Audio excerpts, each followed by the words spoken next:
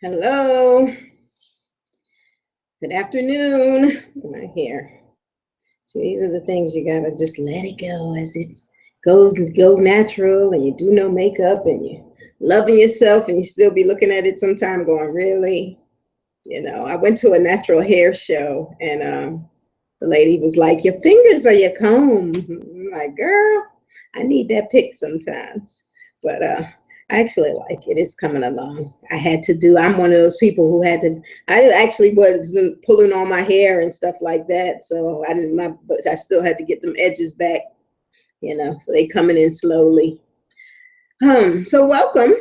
So today is day 4, and we're going to keep going. We're going to keep the momentum going. We're going to keep believing and pressing on and pressing in.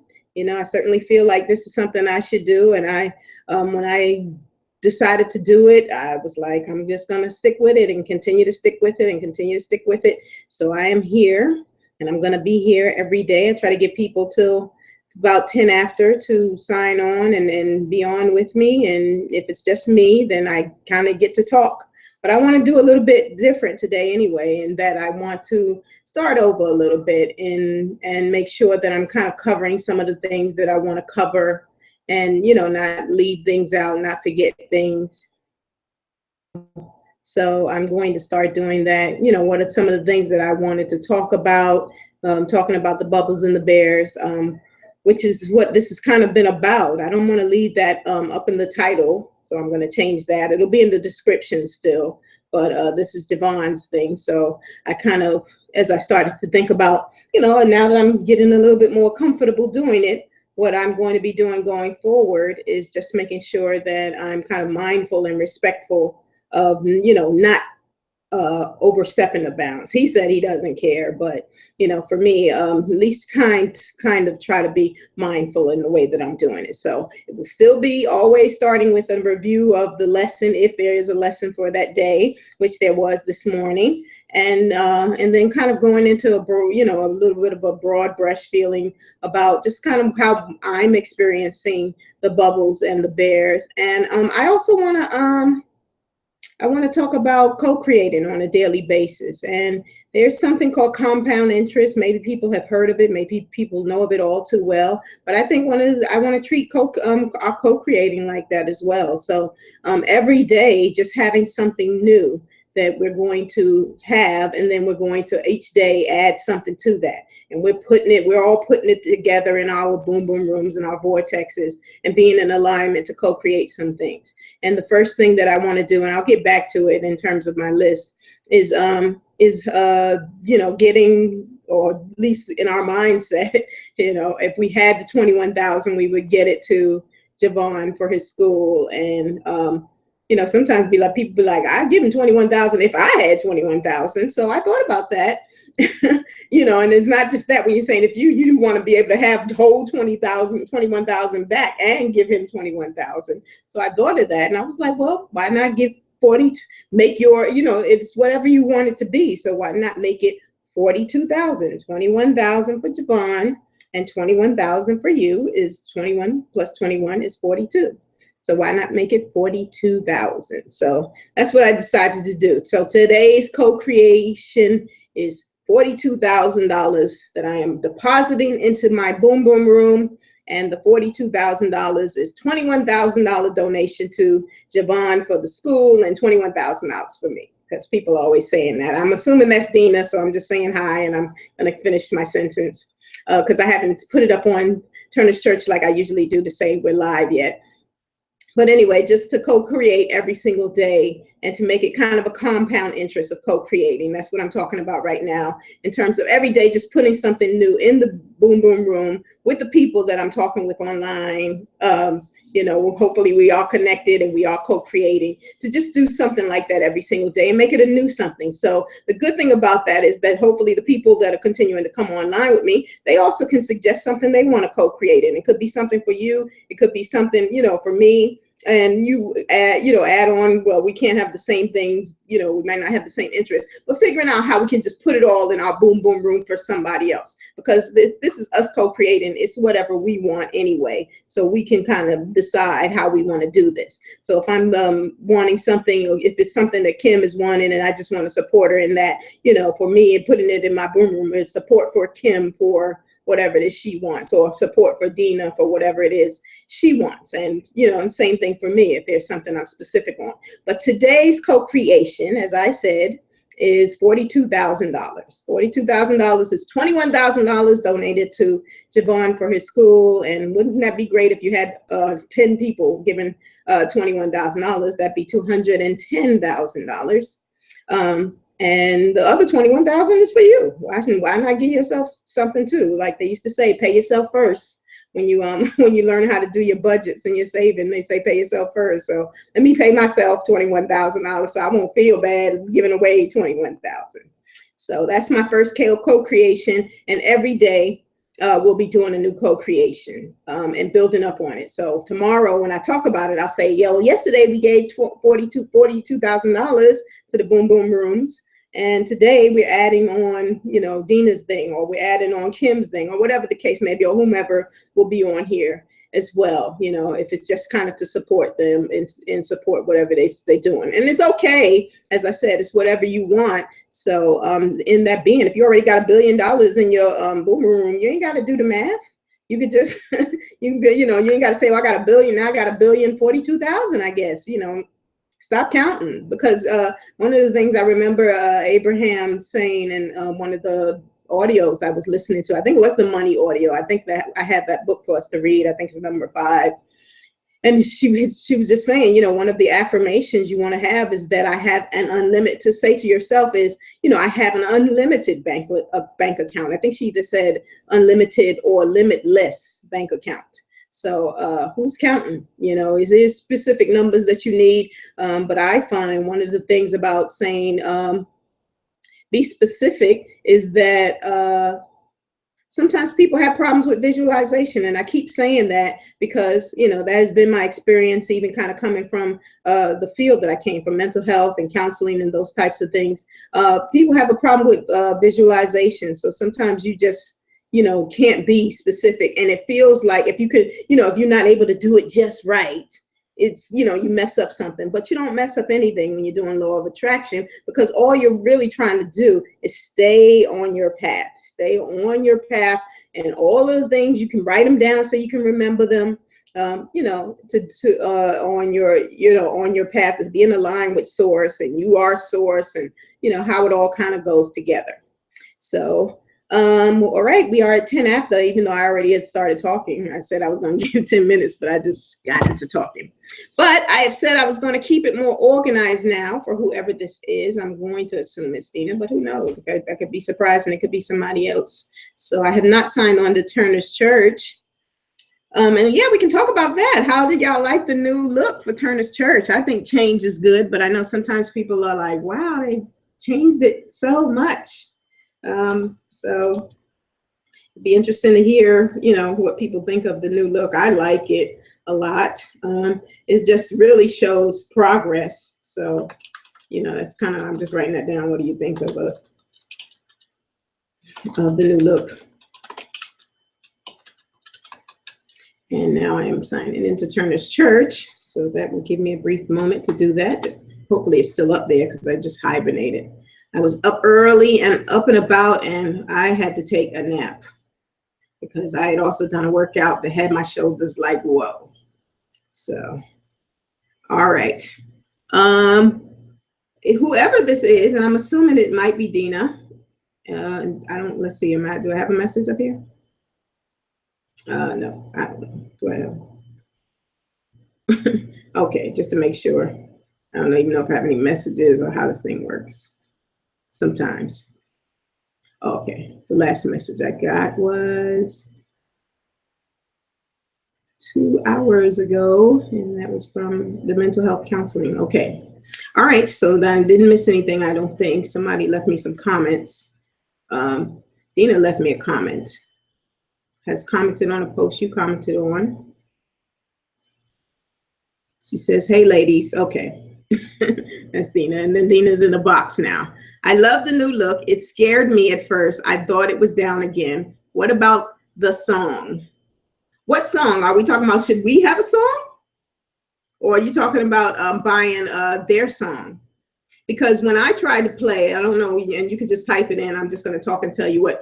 When I tried to play the song Masterpiece, which is the song, my song, that I like to listen to by Jasmine Sullivan, YouTube got me, and they don't throw you in jail, but but they put a little ding by your thing to let you know you're using a copyrighted song. I guess thankfully I didn't use a lot of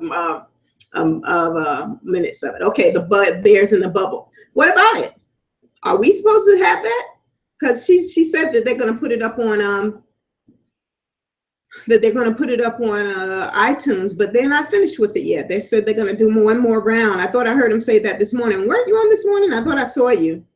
I don't know. Sometimes I'm just, especially because it's for me, that's like three something and 4 something in the morning. So I definitely don't be conversing like everybody else. I just put in little things here and there if something moves me. But the Bears in the Bubble song, should we be singing it, you saying? Don't expect me to sing. I can sing. Actually, I went to a performing arts high school, but not like I used to. I was asking about what you thought. Oh yeah, I like the new updated song. I like the new updated version. I just like change too. So I'm one of those people where I know some people have a little bit of a hard time with change. And when changes come, I just always embrace them immediately.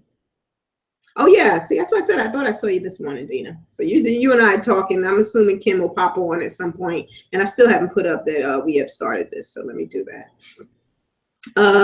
Yeah. So but I like the new version, and ultimately it's kind of the song for the theme for us, for the Bubbles and the Bears, and for the Masters class, and it's their song. And when I first was going to do this, I was thinking about a song, and I don't know if you listened, if you were there on the first day or at the beginning, I played, as I said, the song that is my little Vortex song, which is Masterpiece by Jasmine Sullivan, and I got by YouTube. So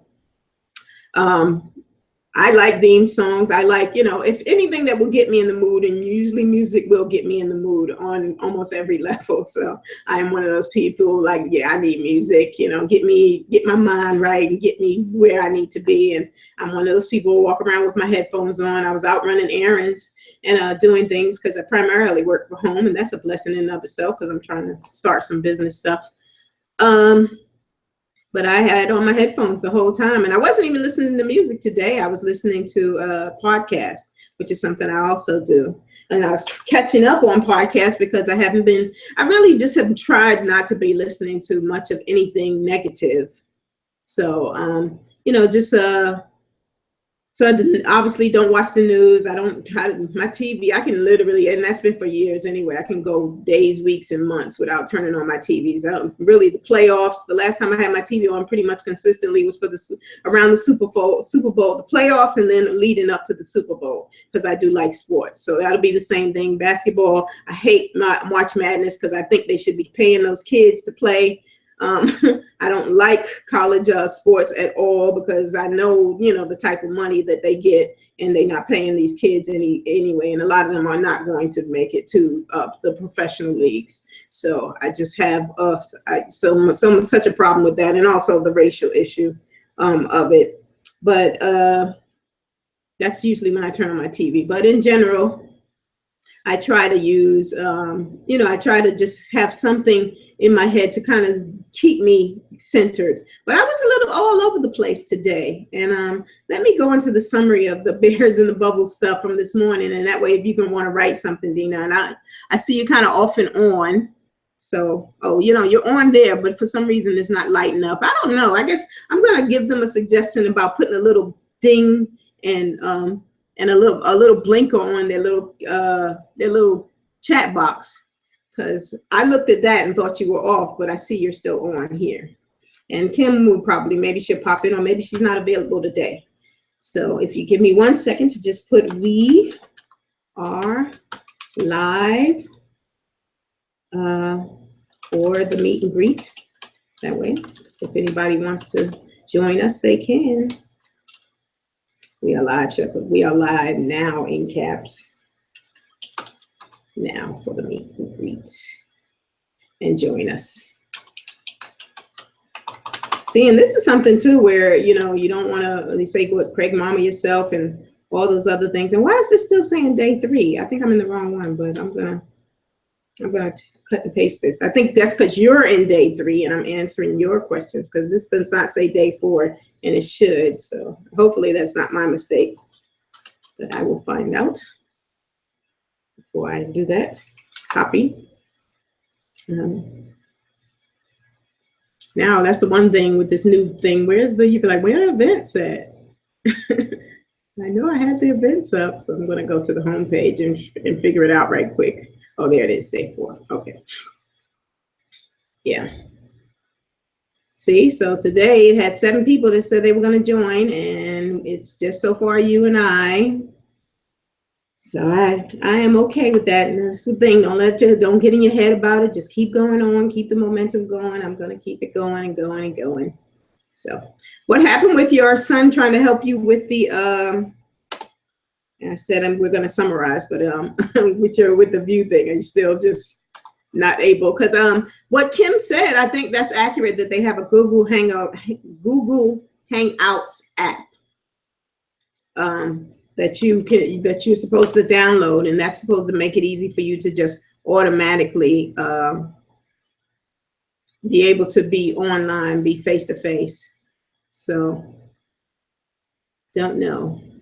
He said he'd look into it. Oh, okay. I know you said you didn't want the youngsters beating you. Yeah, I'm beating my nieces and nephews in the technology department. I'm actually trying to get them to be much more into it, because I'm into it. Every time something new kind of comes out, I try not to go overspending, but even if I just read on YouTube, and YouTube is such a gold mine, because, you know, in the beginning, a couple of years ago, it was a lot of young people that were teaching me all the little, you know, tricks of the gadgets and all that stuff. You know, I'd be on there listening to somebody who sounds like they're 12 and 10, and some of them were, and they were teaching me everything. But I usually try to do that, and I have this.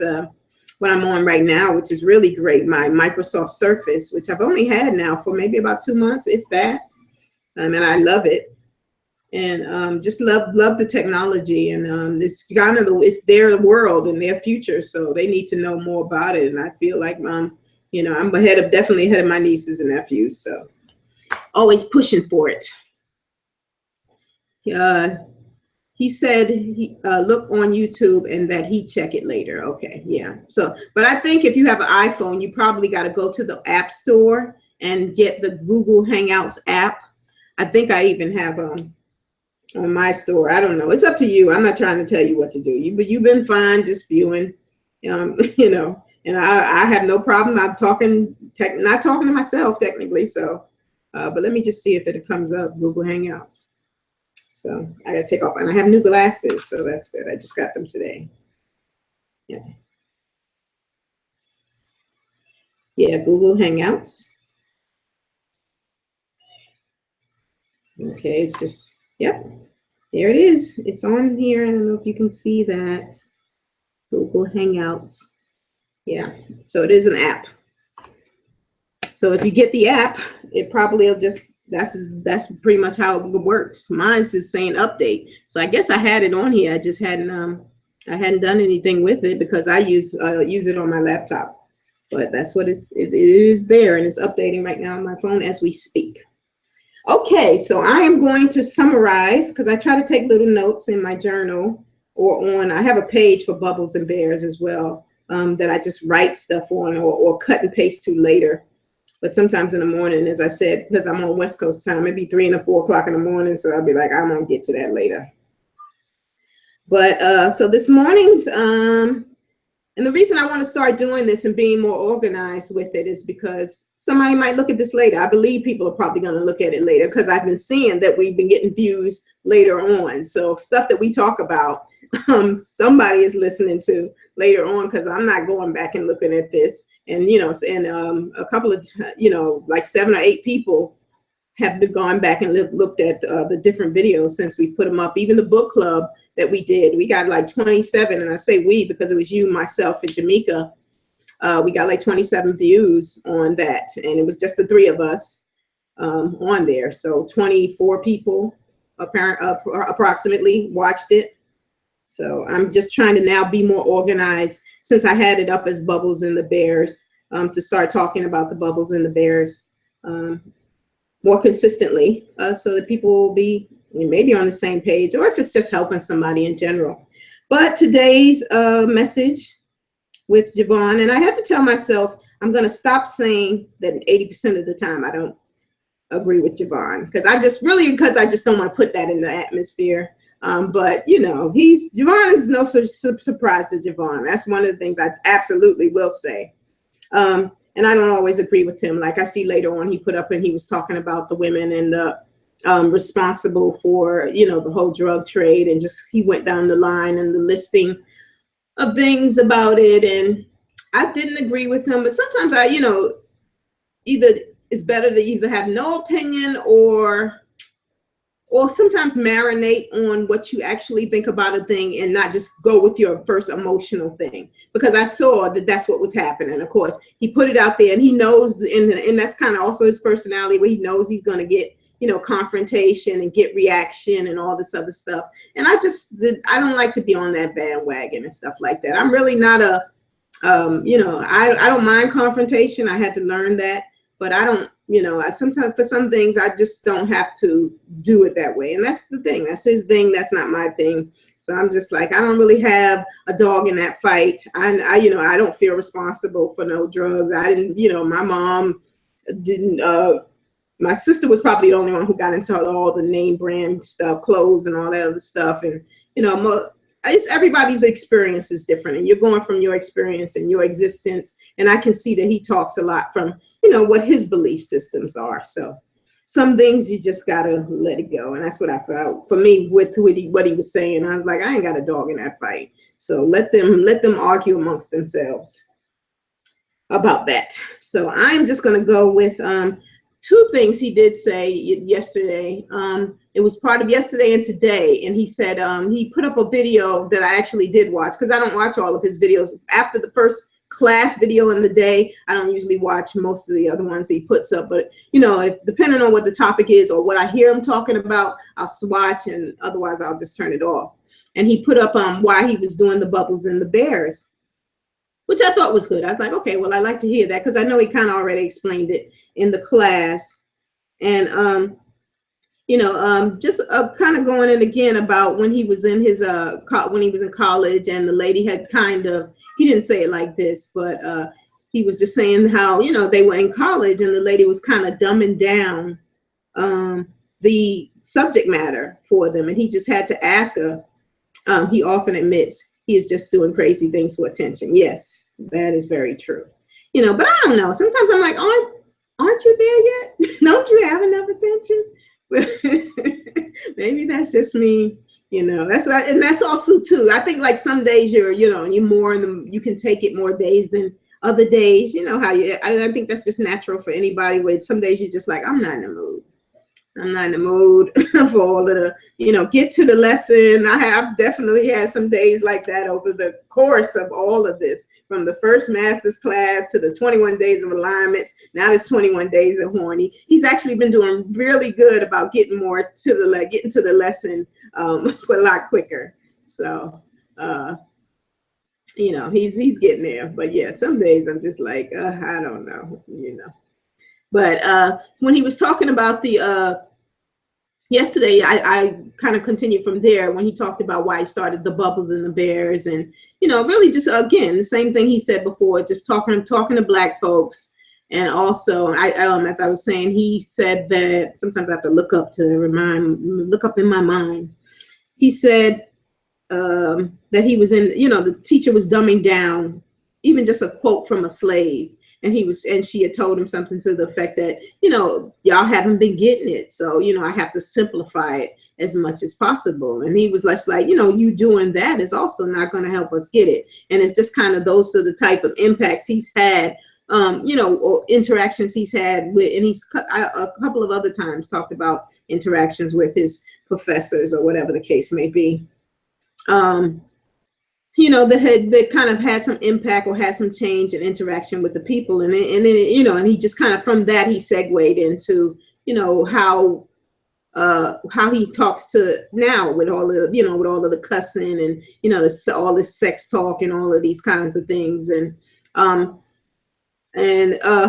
right now he was just like, when he felt like he was going to do this, and, he felt like he had to do it like that too, to just kind of simplify it for people.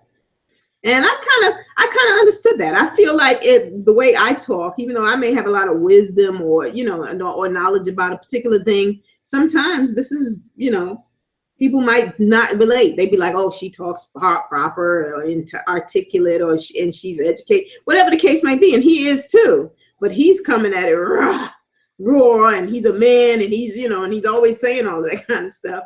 And, sometimes that's the way people, obviously have received it and actually have had some impact from it. So I'm not mad at him necessarily for that. I can't even say I'm not mad at him necessarily. I'm not mad at him for that. It's just, as I said, sometimes that is what is needed, but it's not necessarily for you in terms of, I think Dana, the white girl who's on there, when she said, he's talking about white people, but he's not talking about me. So it's one of those kind of situations a lot of times, even when the way he's speaking and he's, he's cussing and he's, some things is like that for me. Like, he's speaking to everybody, but he's not speaking to me, and, with even just some of the times that he's just really fussy and cranky, as I'll call it.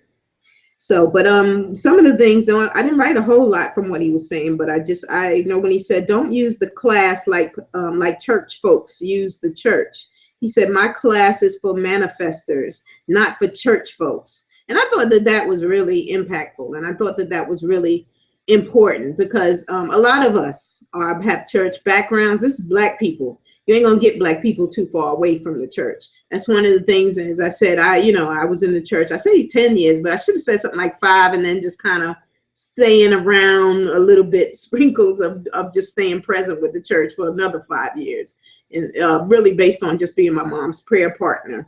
But I think that's the thing. A lot of times people will continue to go to church year after year after year after year, and it's not, they're not going to do anything with it. When he talks about his church, and that pastor that he hates, he also, in the same breath or within the same paragraph of talking about him, he'll say, but he learned so much from him. And the people who actually left the church and went on to do other things, are really powerful people in their lives, as long as they just didn't stay, just in that same spot in the church. And I think that's really true about a lot of what you see in the church, and especially with regards to Black people, and you just kind of being fed. And I'm going to do a topic, but that's just going to be a recorded topic on here. I'm going to figure out how to do it, whether it's just going to be me talking in general, or I'm going to do it as part of the mental health class, because I think that's also part of people's mental. When I was doing the whole psychotherapy and the counseling thing, a lot of times I would be like, some of these people who are in church, because I talk to a lot of churches, because I find that was one of my things in terms of trying to figure out how to talk to Black people, the way Javon has reached Black people, the way I have wanted to reach the people I love the most, which is my race of people, is that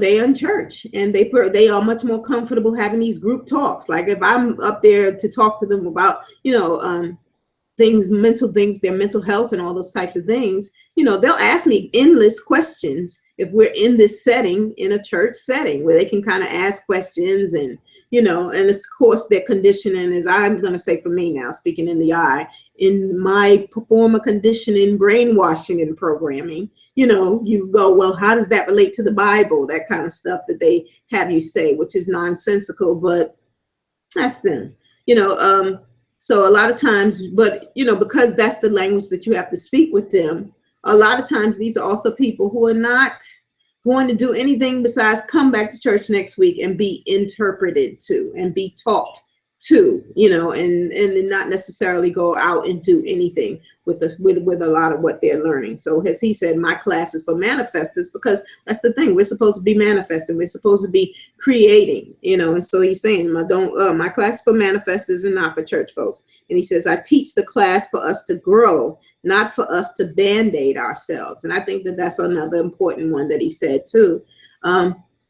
Because and I used to say a saying, and I heard somebody else say it, and I was just like, that was in the atmosphere, because that is just too unique a saying, you know, for that to just be a general saying. I was like, that was my saying. And this other lady from a church, and she was on I saw her on YouTube, and she just happened to say it. And she said, a lot of us are trying to put a Band-Aid on a gunshot wound. And I said that, and I know I hadn't heard that anywhere before, you know. But that's how it is too, where, you know, you have this wound that, you know, you're supposed to treat with, you know, surgery and intense medical care, and, you know, you're just trying to put a Band-Aid on it. So it's that kind of the same thing, where we try to do this thing where we're not really working from head to toe and from mind, body, and spirit in doing things. And we're just trying to do, you know, put these little Band-Aids, like when men shave and they had those either little pieces of tissue or those little circular Band-Aids. We like have a whole bunch of little circular Band-Aids all over our lives. So at least that's how I felt it resonated. So today's title was Don't Beg for No Pussy or Dick. That was today's title from Javon J. Michael Clark. So but so the only thing I wrote for that is, you don't know what you want until you know what you don't want. And I thought that was big. And I'm sure there was a whole lot from that. I don't know if you got anything from that or not, but one of the ways, obviously, that you take it from is that you don't have to beg. You know, you want somebody who wants what you want. That's one of the things about it. And I could even go back and look at put on the screen and look at other people's comments and stuff like that. But haven't been in relationships. I don't want to be in relationships where it's just not mutual, where it's just not somebody who's on the same page as me. No matter what the relationship is, whether it's with your your significant other, or or your family members, you want to be on the same page with people, and you don't want to also be in a situation where you feel like you got to do a whole lot of chasing, where you feel like you got to do a whole lot of digging. And you just said, yes, we have to have negative to grow. So yeah, we have to have negative to grow. And yeah, I think that that's true too. And I think I talked about that with the book when I was talking about the wheat and the chaff having to grow up together, and how we learn about why bad things happen to good people. I think all of those things kind of come into play as you're starting to grow. I saw Rodney, is his name? Rodney, or we call him Gerald Lawson now, because he wants to do the video game. But he put up something. I wonder if I can click on the page. I'll come back to this page. But he put up something I liked today. Let's see if I can find it. In his uplift and encouragement group. I'm going to shrink you right quick. But he said, listening in class today. It was Rodney Harrison. I think if he's the same Gerald Lawson, that we're calling Gerald Lawson now. Listening to class today, I've come to the conclusion that our small manifestations are only stepping stones to our ultimate goal. Look at it like the Wizard of Oz yellow brick road. As the characters follow the path to the Emerald City, a lot of things happen to them, and a lot of things happen from them during their journey. These are from them or for them? For them during their journey.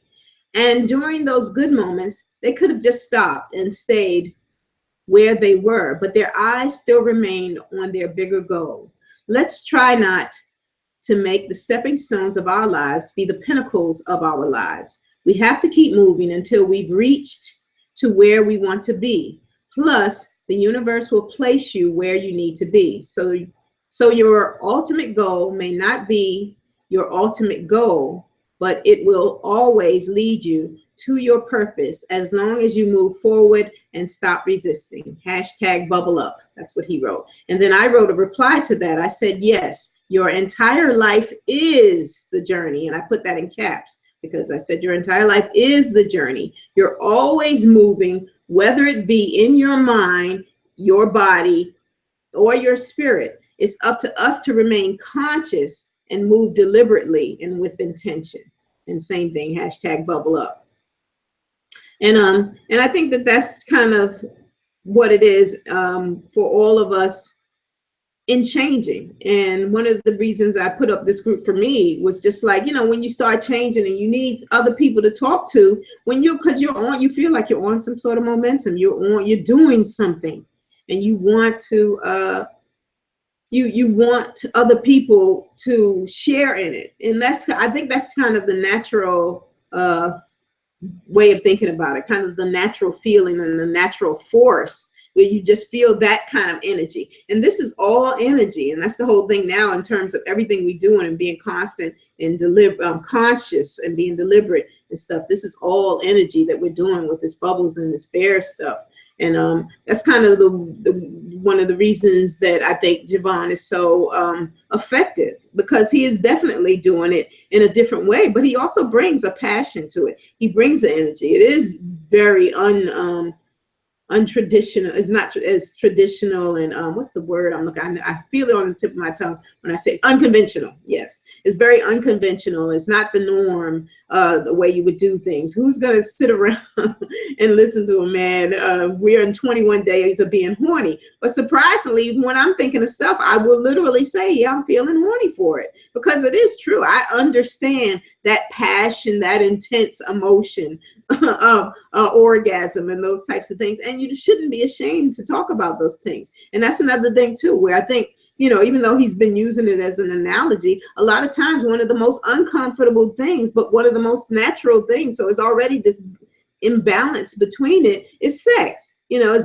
a very comfortable, very passionate thing, hopefully, if you're doing it right and you're in the right frame of mind. But it's also a very uncomfortable thing a lot of times for people to talk about. I don't know if you want to go to the extremes, or you need to go to the extremes of Javon and things like that. But if you are like nowhere near this for you, he is certainly a shock to the system. That's why I said he's not no surprise to him, but it might be a shock to your system if it's not something that you are accustomed to or you are used to. So it's just one of those things where it actually turns out to be a good analogy, that, you know, it's just that intense. I remember talking to friends over the years, and I'm just one of those people. And I'm getting to the point where, as I want to, you know, work on this page and making sure that I'm, because people are going to listen to this later, I'm also feeling like just a slight bit of policing what I say on here. So I'm just been like, how do I say these things? But I think I'm just going to kind of, for the most part, just be myself. I have been doing that, but certainly not feel like I got to censor. But I think on the one hand, you just realize, you ain't got to put all your business out here as well. This is going to be a whole lot of strangers listening to it. But I will say in terms, and there goes the sex thing, right? Because that's the first thing that comes in your mind. You really want to shrink back a little bit, but when you start talking about sex. But I think that when I was talking to friends over the years about sex, I did know a lot of women who faked orgasms. And I was one of those people who was like, girl, you crazy? You know, why would you fake an orgasm? That's just, after you've had one, you never want to fake that. You know, you want to get there. So you want to be able to communicate to your partner, you know, what it's going to take for y'all to both get there. At least you get there, hopefully. You know, it's one of those things. Maybe you need to, whatever you need to be doing, but you shouldn't be faking it, you know, because you have and I think sometimes it's particularly with younger people, you know, and everybody has their, I guess, comfortable age. Vaughn is talking about being a little kid, which I have such a tremendous problem with, because I just already know that people don't have a real sense of understanding, and we got a whole lot of issues. And just coming from a background where, in work background, I don't have trauma in my life, thankfully, not that type, but I know enough people that have trauma in their life that we don't have good and healthy conversations about sex. So young children having sex is bad, in my opinion. It's not good. I don't know how else to say it. So, I don't know if you might have been talking. Oh, okay, yes. I'm sorry, you up here. Dina's up here talking, and I'm talking, and I didn't have your little screen up. So okay, Dina, you just said I'm ripping off band-aids, and it hurts so good. It's freeing. And then it says Ricky is now Gerald. Rodney is Rodney. Okay, so I wasn't mixing them up. That's what I thought, but I don't see Ricky's name. I saw his name today. I actually maybe I have to friend him because, but Rodney, yeah, but Rodney is the one who was saying, said this thing. Rodney Harrison. I love his post as well. I got keep focused and keep going. And it said, you said, I think that's why church is big, just wanting to have others elevate you. That's true too. That is true too. But that's the thing too about them kind of staying stuck. I feel like, I think that you want to continue, like they're saying, and sometimes the pastor gets mad and he ends up saying that. But he has a Sunday where he's just pissed and he'll be like, y'all come here every Sunday for me to pump y'all up. But what you doing? How is it being reflected in you? And they go into that spiel, and they do it roughly about every 8 to 12 weeks or so. And definitely they'll do it on the Easter, obviously, when they have a whole lot of people in church, and we don't never see y'all, and all that kind of stuff. But thanks for the big offering, that kind of thing. But I felt like when I would do talks with the church, and I did talks with the general church, which was men and women, and then for several with the women's groups, and as I said, they are more comfortable talking in groups, it appears. I would feel like sometimes when I would talk to the people, and even sometimes when I have one face-to-face, one-on-one therapy with them, I was like, some of these people that are in church need to be in therapy, and some of the people that I was meeting in therapy need to be in church. So that's the thing too. And with Black people, and I remember seeing that on Girlfriends. I don't know if you ever watched that show. I haven't watched much TV over the years, but I would catch a couple of their episodes. And I remember when, who was it that was going to go to, I think it was Joan. She was going to go to Tracy Ross's character. She was going to go to therapy, and she was talking to, I can't remember all the characters' name, but her friend who was inconsiderate most of the time. I can't remember her name right now.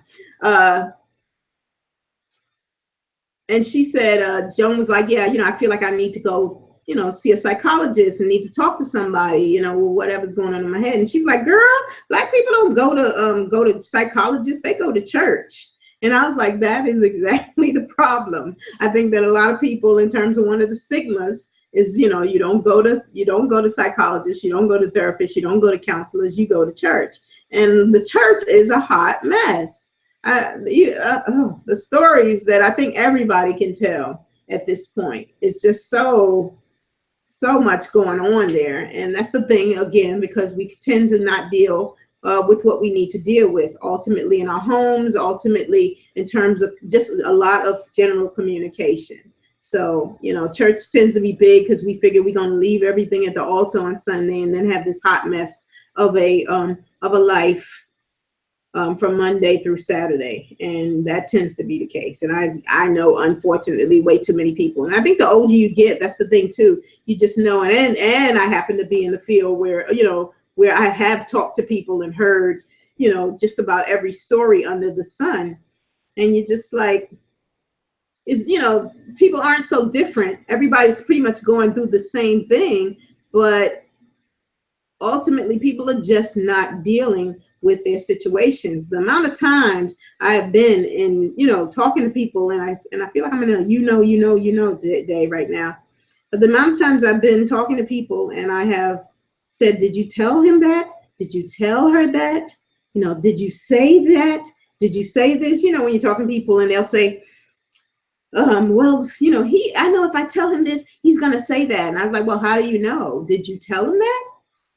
Did you say that? And it's that kind of situation. And you realize people kind of have this story going on in their head all the time, that they're playing this movie, or if we want to call it that, or whatever the case may be, that, that we are playing out instead of confronting the issue and seeing what the conversation is going to be like. And most importantly, a lot of times, especially now when we're saying don't Craig mama yourself, or whatever the case may be, really realizing don't sabotage the conversation, don't sabotage yourself, or stand up for yourself. Now's the time to make a shift.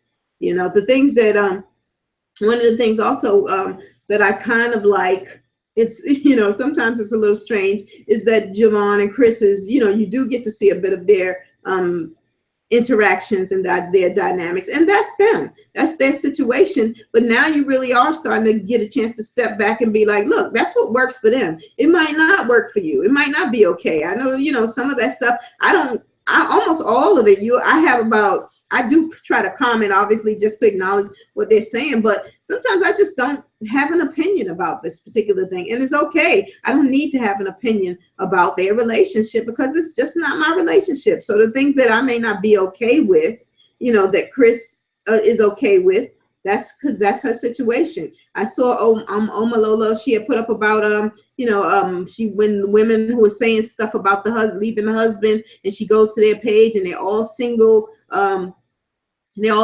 angry, bitter women and stuff like that. And I'm like, if that's what she thinks, I'm not a single angry, bitter woman. I just don't, a lot of times I just like, look, I ain't got no opinion about that. I just don't. I also am just not the type that needs to get on Facebook and kind of argue about all of those points. Most of the times, if I feel like they're attacking a particular group and continuing to go over a particular thing when they're not dealing with all of the issues, and I'm particularly talking about the Black community and stuff, like with the Moonlight film and stuff, because Javon even goes back and forth with that. Like, for the most part, he may not say he don't have them. Like, he was talking about his friend today, and he was saying he didn't have his friend a problem with his friend liking to have gay sex, but he'll say faggots and all this other stuff all the time, So it's that kind of thing where the Black community will have a problem dealing with this whole homosexual issue. When I'm like, come on now,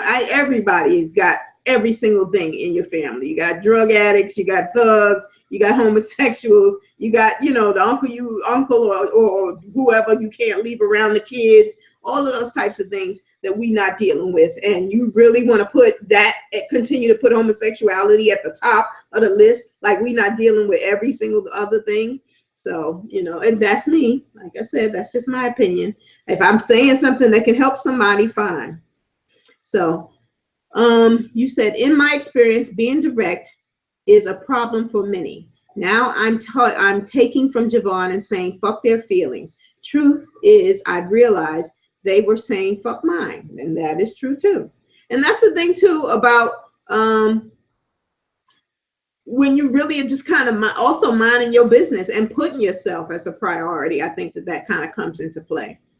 When you are also at a point where you are just like, they don't give a damn about my feelings, but I'm not even, for me, it's almost not even registering, unless it has to be a person that I can look in the eye and say, I need you to understand me right now. A lot of times I just don't care what they think. I know I was talking to Kim. I don't know if you heard that, if you were online with us at that time. And she was also, I guess she had some issue in the church or with something. And I was just like, I don't even think about caring about those types of things about especially things that are going on with other people. But it is true in terms of sometimes people can be thoughtless, and it's also your family that can be like that as well. They can be thoughtless, and they're not necessarily thinking about your feelings when they're doing their business. I used to have to tell my mom that, and I don't know if that's the same context of what you're coming from, but I remember with my brothers and sisters, because I was always the one who didn't have the drama going on, but I had a whole bunch of brothers and sisters that often had some sort of drama going on, and I was just like, Mom, they ain't calling when everything is going well. Why we got go running when everything going bad? There ain't nobody calling when stuff is good. So it's, it's also that kind of thing. So you ain't thinking about, but then when you want somebody to cry with you and stay up late with you and go through all of this stuff, when all hell is breaking loose. So, I want to celebrate the good times. Call me for the good stuff. Don't be calling me for all of the drama stuff. So, and I have gotten to that point where they do know I'm thousands of miles away in another state, but don't call me on every single drama thing. I try to do what I can in terms of being in my nieces and nephews' lives, but I'm just not going to be put in a position where I have to be kind of inconvenienced mentally, emotionally, physically, with a lot of other people's drama. And it's just has been a relief to kind of take that stand. And that's where you also have to get to, is that you are taking that stand. I read something that came across. I wasn't on Facebook before much in it, but definitely even more so now that we've started talking. But I put 2 things in my journal yesterday that I saw from Oprah and Maya Angelou, who is one of my spiritual mentors. Once they go to the other side, sometimes they're just my spiritual mentors if I haven't met them. So technically Oprah is my spiritual mentor too. So I don't have a problem with those people. And that's another thing too, where some people have a problem with this one or a problem with that one. If something speaks to me, it just speaks to me. But she said, actually it was Maya Angelou who said, Dr. Maya Angelou. She said some really good stuff.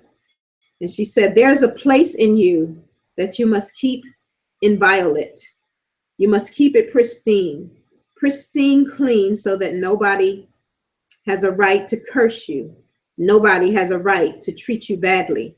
Nobody, because that may be the place you go to when you meet God. I put source in parentheses because, God.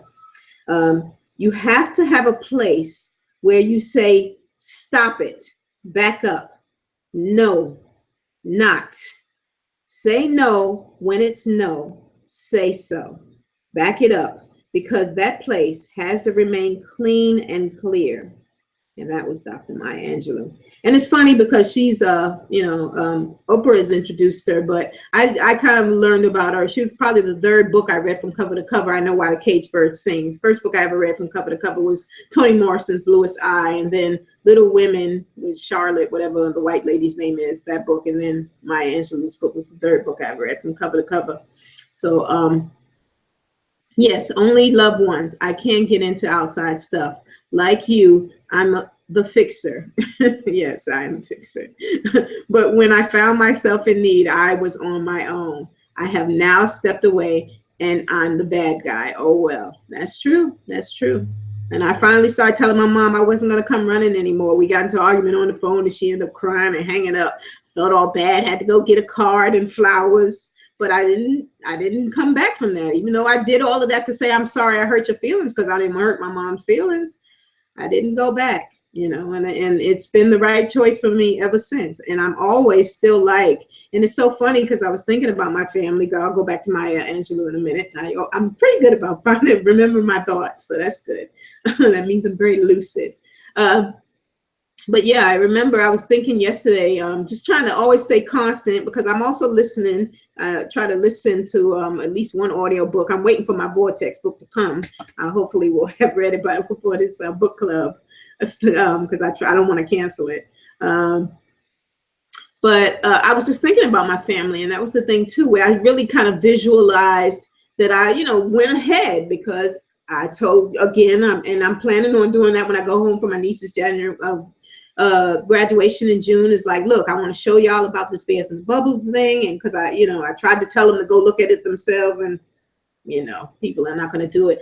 But I visualized that I was just like going forward, going ahead, doing whatever I was doing. But then I was just like, if y'all want to come later, I'll be on that mountaintop. And, if something is chasing up behind y'all, I just kind of had that visual. If something is chasing up behind y'all, I'll be the sniper on that mountaintop, shooting it down. If you're still dealing with, an old relationship behind you, I'll shoot it down, keep running. Those types of things. And that just made me feel good. I ain't saying it was to do anything, but I was able to visualize that way. I was just like, if you still having an issue, whatever is keeping you stuck in the past, if that thing is chasing you down, and I see you coming over the mountain, I'm gonna shoot it. And I was thinking crazy stuff, but you have to do that to kind of get you in that place. And even me just thinking about it now, it just makes me happy. Whatever that issue is that they got going on, that's holding them back, that's keeping them stuck, whatever. If fear is running you down and it's trying to keep you from getting over that mountain, if I can see you, I'm going to shoot that person behind you, and you just keep running. And it's that kind of thing that you just want to do, for them, if they can believe. But you got to get them to believe. Just run. Just keep running. You see me. I'm waving. I'm here. But I'm not coming back down to get you, because I was there and I told you to come with me. So now that I'm up here, I got a sniper rifle or whatever the case may be. Maybe that's just my little military analogy.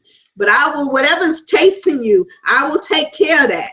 But you got to keep running. So it's those types of things that you just, you know, for your family, that's kind of what you have to do. Because as I said yesterday, sometime with when Dina was, I'm Dina, you're Dina. When Kim was saying something, I was like, sometimes you're trying to save people that don't want to be saved. You're trying to throw a rope to people who don't want a rope. You know, and if you try and you trying to, you people are drowning who don't want you to save them, and you end up drowning. So it's difficult with your family. You know, look at that, my voice is starting to get emotional because you know it's family, and you want them to come, but you really do have to realize they might not be able to come with you. So we'll see what happens. I'm prepared for it either way. One of the things that I had to change, and I was already planning to hopefully next year do a lot of traveling outside of the United States. And then my mom just recently, last month, and I keep mentioning it, maybe I should stop mentioning it. It's not a green bubble. It's not in the vortex, you know, but hopefully her getting healthier is actually in the vortex and stuff. But I had to change that in terms of, you know, not being as easily accessible. They have my numbers, but just being a little bit more concerned, or at least getting them to the place where they will definitely be able to contact me and make sure I have those things in place, because, you know, I had to change things around and make that decision, because I do want to be accessible and be able to get there quick if something happens with my mom or with any of them. So it was a slight adjustment, but also not me turning off my life for them. So you said, yes, I will gladly walk with you, but I will not drag you or let you hold me back. Yes, me too. That's the same thing. So that's the thing. As I said, I visualized it, and I got a good visual with that one, that I'm like all the way up there on the top of the mountain with a sniper rifle, maybe watching too many movies. And I'm just like, whatever's chasing you, I will shoot it and I'll go, run, you know, run, and just keep saying that, keep running. And, you know, and a lot of times you already know something's chasing you. That's when you get that second wind. And that's the thing, how you got to think about it too. A lot of times, whenever that thing is that's scaring you, and I remember, what was that comedian, Cedric the Entertainer? He was just talking about when how black folks is versus how white folks are, and when something breaks out in a club, you know, white folks will run to the danger, and black folks just see somebody running, and all the black folks take off running too. And that's the thing too. And you just and you get that second wind where all week you might have been talking, oh, my knee, my back, you limping. But as soon as that scary thing happens, everybody can get moving like that. And that's how you really do have to treat sometimes getting out of the situation that you are in too, that you got to be, you know, get the wind of your back and just move.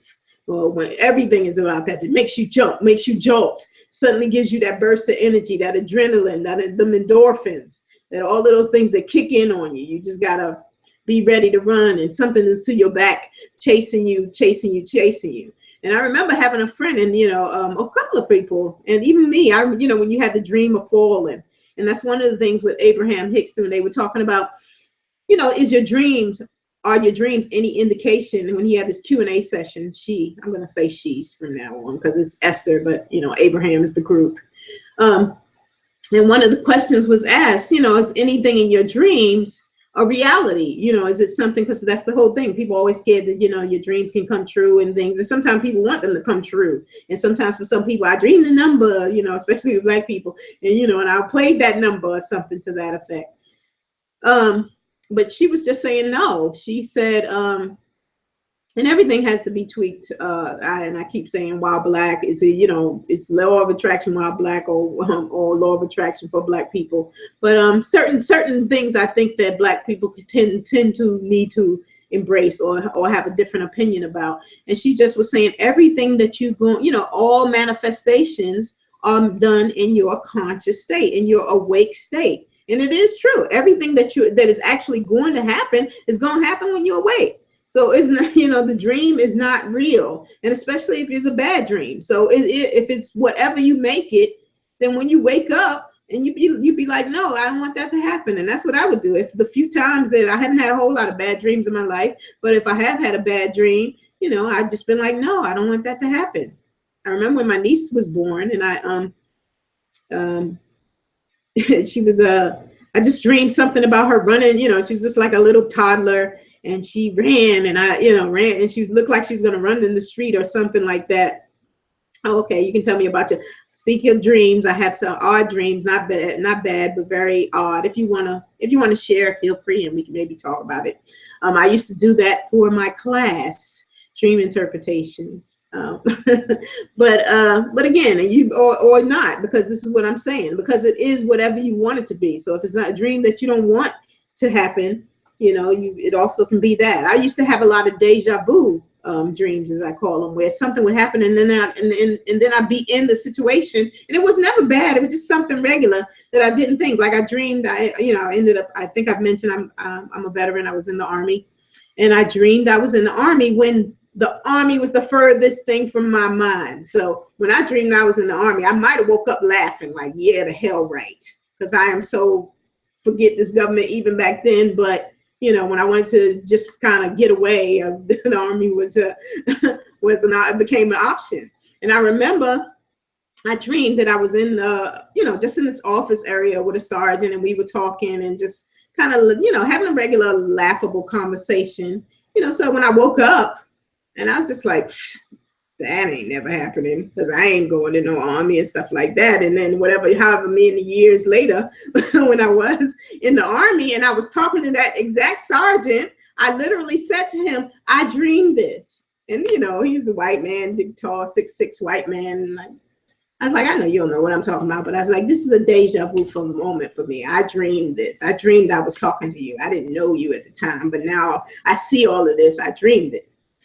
But now, for the most part, especially because I've gotten bolder with my internal fears, a lot of times I just go, nope, I don't want that to happen. If it was some sort of bad dream or something, just like with a bad thought, and those types of things. So a lot of times they just can't live inside my head. They can't live inside my heart too long, because I refuse to let them.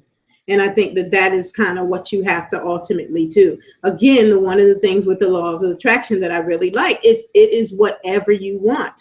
That's the, you might miss that part because we always listening for the attraction part, or, your bubbles and your bears. But that's the thing. Whatever it is that you want, you put that in your boom boom room, and the vibration, your bubbles is, what you're floating on, always in the direction of your boom boom room, and the emotions, the things that are going to carry and make you feel the things that you really want to manifest. So that's the same way that I try to do things. It's not always easy, because you are going to go through things, and and I'm trying to do business stuff right now. So then you just be like, money is always money is.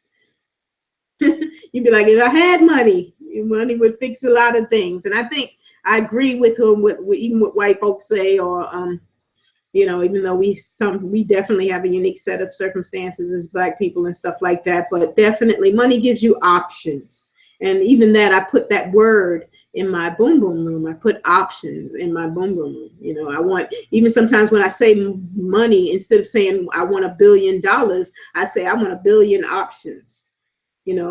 Or sometimes I even say I want 1 billion opportunities. And it's all three of those words for me are in my mind. I have made that in the context of how it relates to not having any money worries and being able to have opportunities and options to do a lot of things that I want to do. So to remind myself of that, and to be more literal with it, especially if I'm constantly in my boom boom room, if I'm constantly thinking about those types of things, then I want to be mindful to just say, what it is that I understand it to be for me. So options, opportunities, dollars are all kind of meshed together and understanding. And that was another thing in terms of the bubbles and the bears. When Javon started talking about, that at one day he just had up accountability. That was, I think, one of his only circles. And one day he didn't have anything down there as the pink bubbles, but it was just like Blame. Oh yeah, I was looking for the word. So the pink bubble was blame, and the green bubble was accountability. And those were just the two words that he was dealing with in that one day.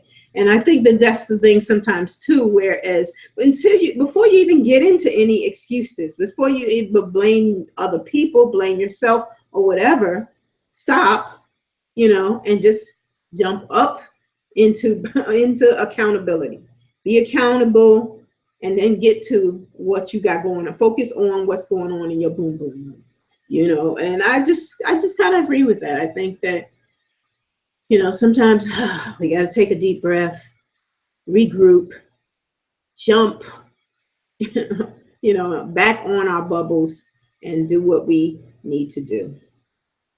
So, going back to my Maya Angelou analogy, as I was saying, see, I remember what she said there about having that place in you where you're not letting your family disrupt.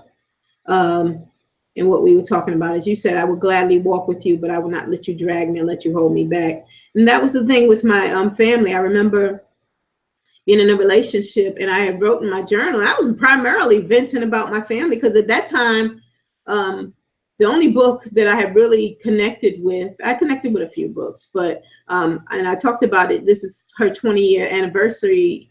Iyanla Vanzant, which, love or hate her, people in the Fix My Life. Some people like her from that. Some people hate her. I think it's a little over the top for what she used to be.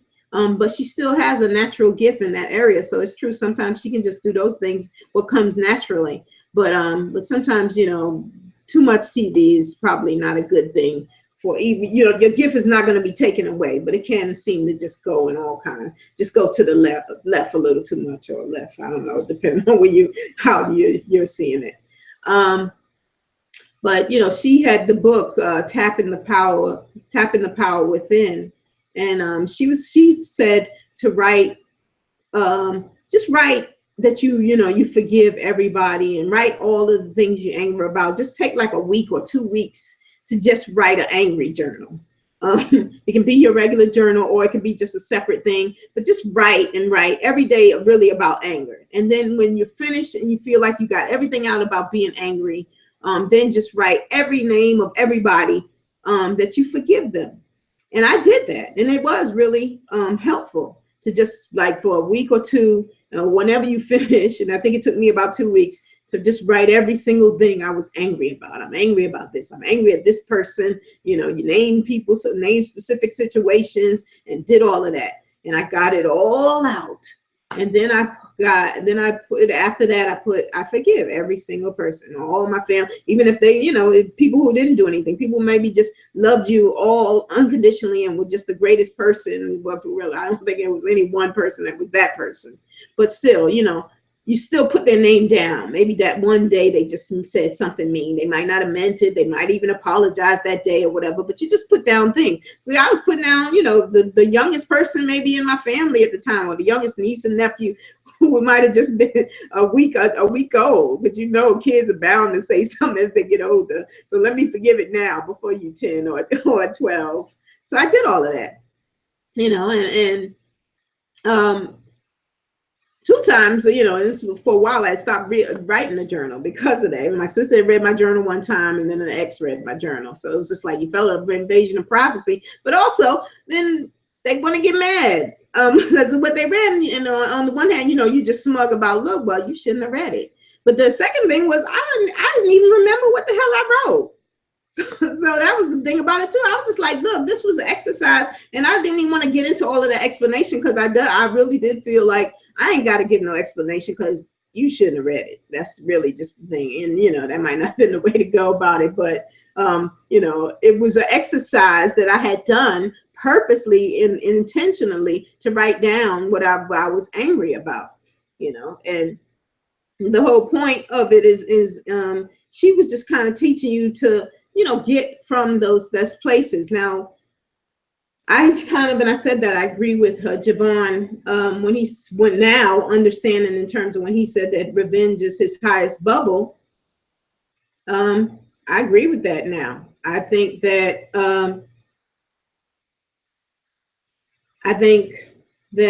it's what it motivates you to do. I don't want to specifically use that language of revenge, but it will, it will you be determined. Oh, look at that. You said great idea, Journal.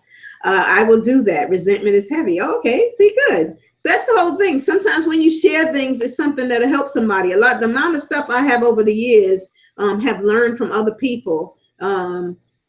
It's just been so helpful for me to just, to try to get things out. Purging, as they call it, and cathartic is what we call it, and those things in counseling. But that's what that does for you, to get it all out and just spend until you finish. Just write it down. And when he said revenge is his greatest bubble, because it drives him. It helps him to be determined. It helps him to take action, because maybe you want to be like, look, look at what I've done. When you said I would never do anything. So it's helpful in those ways. And I just think that it's one of those things also where it helps with perspective. So those are sometimes with the crazy things that he kind of says and does with the bears and the bubbles, that's so different, and that you really do, instead of just jumping to think one way or another about it. That's another reason why I keep saying I ain't got a dog in the fight with him, because I feel like a lot of with Javon is that you really do step back and give it a moment to kind of think about it. For the most part, and like I said, I'm not going to get into always saying I don't agree with him and stuff like that, but his experience, in my experience, in his existence and my existence, with a lot of the stuff he ends up saying about women, is just, no, I don't agree with that stuff. But it's not, I don't have to deal with it. I ain't living with Javon. I ain't planning on living with Javon. I know they're going to have a town. I'll come and visit and stuff like that. But right now, that dream is not my dream. So I don't have to worry about all of that. What I am doing right now is getting from him, and I would like to give back. If he helped me, and he has, I wrote a review and said that I did, the little exercises when he said make the videos and all that. I've done all of those kinds of things because I do want to be a part of it. I do want to be blue dotted line. I do want to do those types of things, but not every single thing am I hanging on his every word. I know I'm not, and it's just that is my particular type of personality. But it's also, if you're being a leader, you're not going to need that amount of hand holding. Not everybody is going to need that. Some people are going to be there regardless for every single thing, and they are still a leader. Other people are just going to be, a little bit on the periphery. Everybody's going to be at their level. Water seeks its own level, is that the quote, and things like that. So people are going to kind of have to do what they have to do. And I understand coming into it, for me, is that this is how I'm approaching it, in the sense that, he says a lot of things that are helpful, and I am taking what I want. And I think Kim says something about, chew the meat and spit out the bones, or everybody has their own different country sayings. So I think that that's the case as well. That some people are going to take what you need and then kind of discard and disregard the rest. But with that being said, and in the context of that, saying, reading Maya Angelou, not letting people into your space, and then doing this thing with purging, that Iyanla said, and then Javon and his unique perspectives on all of those things. It can actually give you a very well-rounded understanding and helpfulness. And hello, whoever else that is viewing. I see it says 2 viewers. So hello, we got somebody else. I'm talking to Dina. It was me and Dina and whoever else is now viewing. So you can go back and watch the rest of this. We have like 15 minutes left, but we've been talking about the bubbles and the bears a little bit, and also just kind of talking about things in general, sharing different things. And we were just talking about revenge being Javon's bubble, and how we understand it now, or at least how I understand it, that it can drive you, it can have determination, it can help you to be more confident. I might not use the word revenge because I do still attach a negative connotation to revenge, but I don't attach, it's funny because I don't necessarily attach a negative connotation to unforgiveness, which is a lot of times attached to where the church, you better forgive. That's how they condition, saying me, let me speak in the I, how I was conditioned, brainwashed, and programmed to think, you can't not forgive people. And now I'm kind of like, fuck that. You know, and that's the thing too. You know, fuck your feelings, as Javon says, and stuff like that. There's some people, you know, that I don't particularly forgive. So, you know, or at least not in the way I already know most of the time. Even if I did say that I forgave, you know, when it's done for me, it's done. I ain't going back. I ain't feeling like we got to be in the same space no more. None of that kind of stuff. Where some people wrestle with it, they figuring that they, you know, when they forgive, or when you forgive, if you still have a problem and a vexing with this particular person, that you are. That you haven't really forgiven them. But no, you have forgiven them. You just now have a different set of information going forward now. Your present moment and everything going forward is based on that new information. So yeah, you forgave them, but you ain't never gonna lend them any money anymore. Yeah, you forgave them, but you ain't gonna tell them nothing ever again. Yeah, you forgave them, but no, you ain't letting them up in your house anymore. Yeah, you forgave them, your jaw healed, but you ain't gonna but you and that person are done, because don't nobody put their hands on you. Whatever those kind of things are, you know, and that's the way that you kind of understand. I remember in one of my again, I got to kind of broaden the counseling. When I say counsel, I'll just speak in broad terms. It may not be a counseling thing. I'm like a friend I knew instead of talking about specifics. But this lady who was getting the hell beat out of her by her husband, a really serious domestic violence issue, and she had to kind of plan to escape and get, you know, and leave the relationship after she was being badly beaten by him and things like that. And she did do that, and she got away from him and got divorced from him. Then he had a stroke, or was it a heart attack? I don't know, one of those serious things where he ended up being bedridden and not really having anybody to take care of him. So she was you know, as what happens with a lot of times with the domestic abuse, people, they go and get, you know, really immersed in the church. And out of her heart, she felt like, oh, you know, he didn't have anybody to help him. So she had to, she, you know, felt out of the goodness of her heart, you know, and the Lord, all this ridiculousness. That's all I'm going to call it, in my opinion. That she had to take him in and take care of him while he was bedridden and you know, recovering from his stroke, because he didn't have nowhere else to go and nobody to take care of him. So she did that, and it was making her sick. She was so angry and so resentful of doing this thing. She just could not stand him, didn't want to help him, didn't want to do any of this thing. But again, because she was chained, had the ball and chain of the church on her ankle, and the people may look at it differently, but this is my story, so I'm gonna tell it the way I saw it. You know, she had the ball and chain of the church, you know, in her mind, thinking about forgiveness and doing, you know, being kind and doing unto others, whatever bullshit. I'm gonna have to say that on this one. So, you know, one day they talking, and I guess he's in bed and he's talking, and he's like, yeah, remember we went to the jazz club, you know, we had a good time, you know, that jazz, that was good. And, you know, he's doing one of these reminiscing while he's laying up in the bed, and she's taking care of him. I guess, you know, she's standing in the door, arms folded. And she's like, oh yeah, I remember that night. That's the night you chipped my tooth and threw me down the stairs. You know, and then of course he bring up something else. And, oh, remember, you know, yeah, remember, you know, when we went to that cookout, I used to, you know, help them get out, throw them ribs on the grill or something like that. You know, he trying to go down memory lane like none of the beatings happened.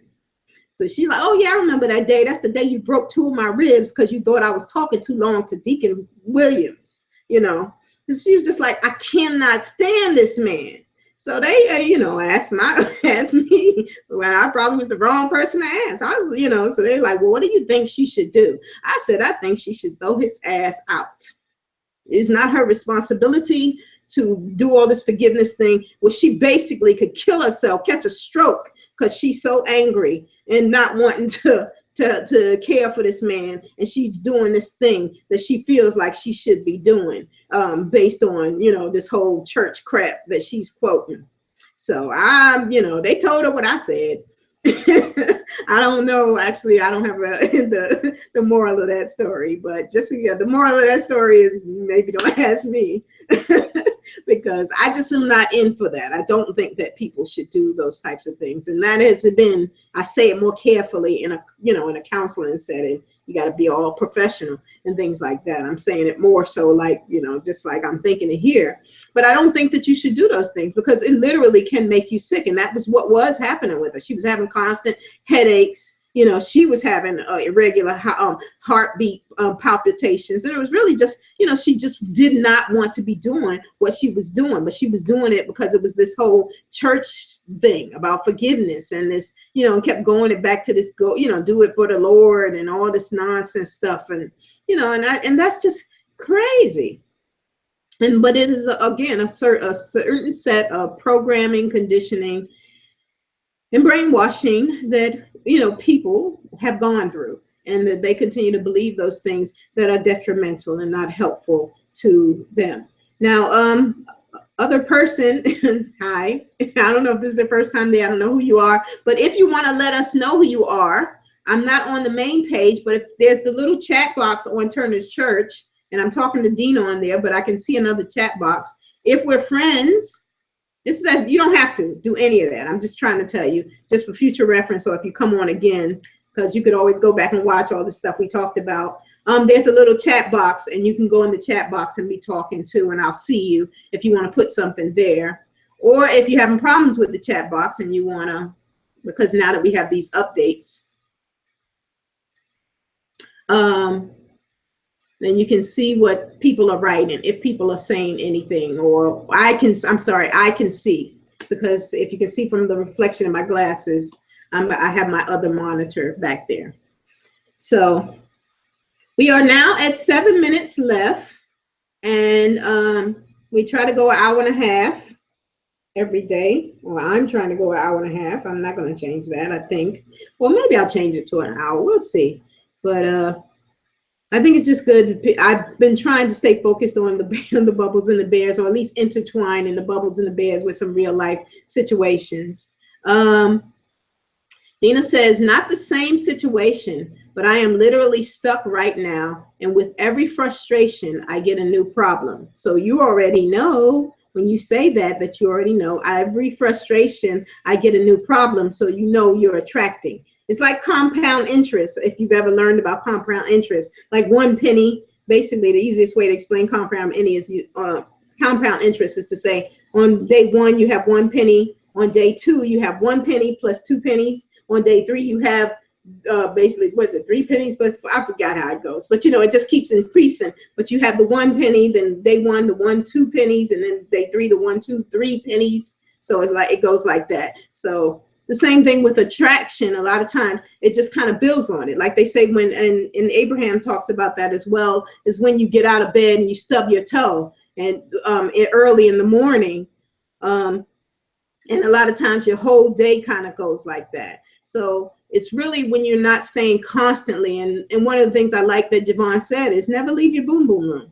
And I had to write it down too, even though I have it all over my journal and stuff like that. I had to put it on a separate sheet of paper so that I could read it every morning. Because sometimes it's hard to think. You might be thinking of other things. Like I got some bills right now, and I got that on my mind, but I needed to be able to read it. I don't know if you all can see that. I just put it up to the screen. It says boom boom room, and that's just my list of literally, you see, that's 3 columns worth of stuff. And then even source I have there, and the source is just all the names I call my source, like my source personal trainer, my source comforter, my source army, because sometimes, and it's whatever you want. So you're already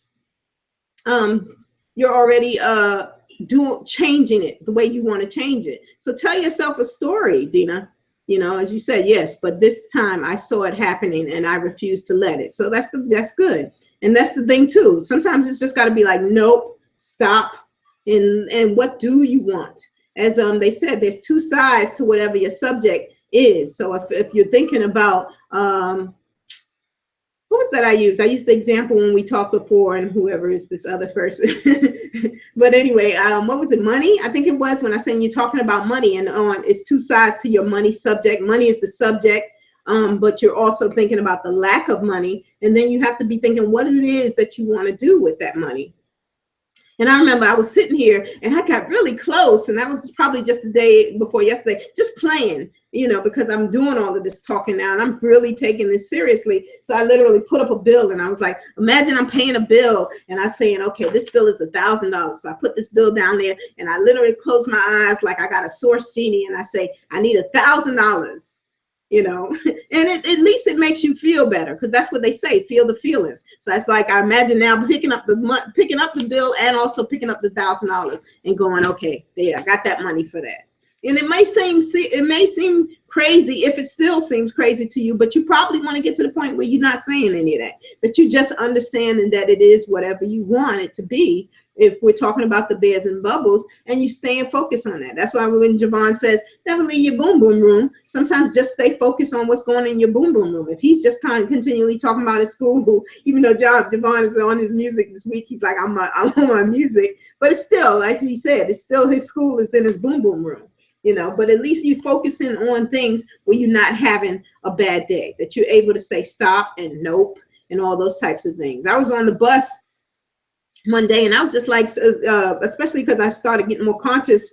I had already been doing this stuff, but just when we got back in the class, and I was just like, I am judging everything as I'm riding and watching people, you're just people watching and things like that. And I was just thinking about a whole lot of other stuff really that I didn't want to be thinking of, but it helped me to realize I wasn't focusing on my boom boom room. So I just go back to my boom boom room. I want to buy a car, I'd like to take a first class flight. I upgraded the flight I want to take when I go visit my family in June. I was like, I want to take a first class flight, even if I just have to say it, if I'm having problems visualizing.